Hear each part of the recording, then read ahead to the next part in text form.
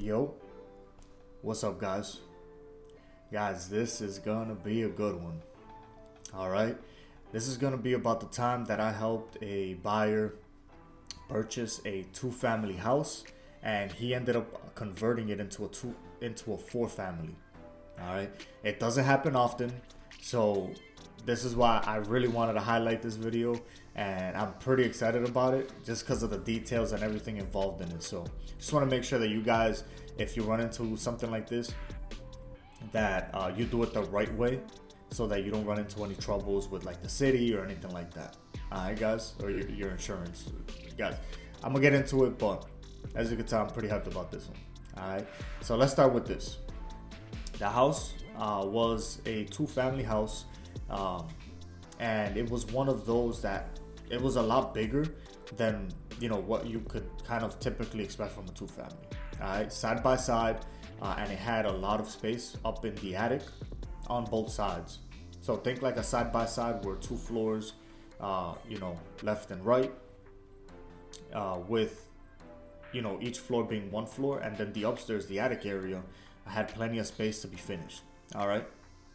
So my buyer was an investor. He was looking at an opportunity to be able to convert either a two-family or a three into a four-family. Right. So we sat down a couple times and really had some in-depth conversations.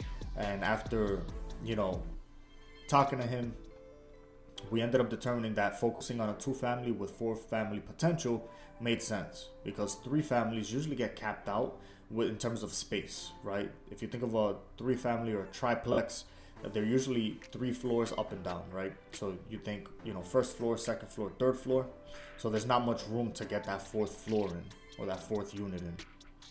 But a two-family, you might get away with, one floor, or a two-family with one floor on each side with some area up at the top to be able to finish. Or sometimes it might be two-family, first floor, second floor, and the attic might be able to get finished. Where he was at, the attic would need like two egresses and have its own panel, electrical, and heating, and all that type of stuff. So what I'm trying to get at is the two families have a little bit more wiggle room to be able to make something like this happen, right? So after a long time of searching, because these type of things, these type of opportunities, like you really have to look for them, and they don't come on the market very often. All right. So it took us a while to find this house, but when we did, like, he knew that this was it, type of thing. Like, he told me, don't lose this house. Lucky enough, I had worked with the agent prior to that, so I knew the agent very well. And at that time, I believe that they only had one other offer to compete with. So we were able to compete with it, get a good offer, and negotiate. We did negotiate a home inspection in there, and he did it mainly for his due diligence, to know what was up with the house. He wanted it regardless, and I tell you that because the home inspection did reveal a lot of things.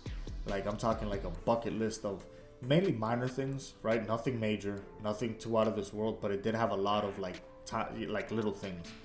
It was a long list of like things like outlets to damaged floor, to small leaks, older water heaters and stuff like that. But he was an investor. He didn't mind any of that because he was going to get it up to speed anyways, right? So that's how the purchase kind of went down. Once he did buy it, he was able to pull permits, get everything up to speed, and convert it into a four-family house, because he saw the space, the layout for the two egresses on each side. He ended up actually building. So he ended up, excuse me. He ended up building decks in the back of the house for those upstairs units to be able to egress, right? So that would qualify that town or city for those two egresses, right? So the staircase in the front and then those ones in the back. So he ended up pulling permits, getting new heating systems, water heaters, upgrading pretty much the whole house, and getting it into a four-family. He ended up spending a good amount of money in it, but he pretty much paid that two-family price for it, factor in the amount of money that he spent to convert it into 4 units, and he had a bunch of equity, after the conversion, on top of the cash flow that he was making in every single month, right? To the point that he still owns the house to this day. He's still, raking in some good cash flow, and the appreciation that he's had on that house, it's a good chunk of change, guys. So, you might see it at first as a big investment, a big amount of money, but, looking long-term wise, and this was probably 5 years back, he's made a good amount of money from it, and he's got that equity in it too. All right. Plus, I mean, like I said in a couple other videos, he still owns the house, so the investment is there, and it ended up working out for him, right? Makes me feel good because we knew at the end of the day exactly what it is that he was looking for. If we honed in on it, and I can't say this enough, guys, really hone in on what you want, focus on it, focus on it some more, and when you need to focus on it, focus on it again. All right. So, he knew what he wanted. He didn't care how the inspection came back because he knew how to fix things. He knew the right people. He had the right system in place, and he was a homeowner already, right? So he knew as an investor what to look for.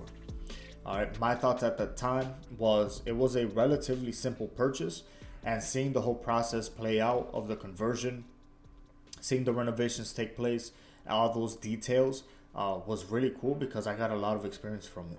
All right, I had never worked with something like that in that time, so being able to see that and everything play out, with the city, with the inspectors, with the fire department, with the insurance companies and all that type of stuff. Even though I wasn't helping him coordinate that type of stuff, he had everything in place. He kind of let me see everything play out and gave me insights on it so I could learn. So it was a pretty cool experience, guys, and it was awesome, I'll be honest with you. And so yeah, even though it was kind of simple at that time, it ended up being a little bit complicated, but nothing he couldn't handle, right? And I'll take these whenever I can get them because it's a learning experience, and you really can't put a price on that type of stuff, right? But that's pretty much it on this one, guys. Be sure to like, comment, and subscribe. I'd appreciate it a lot. All right, I'll see y'all in the next one. Take care.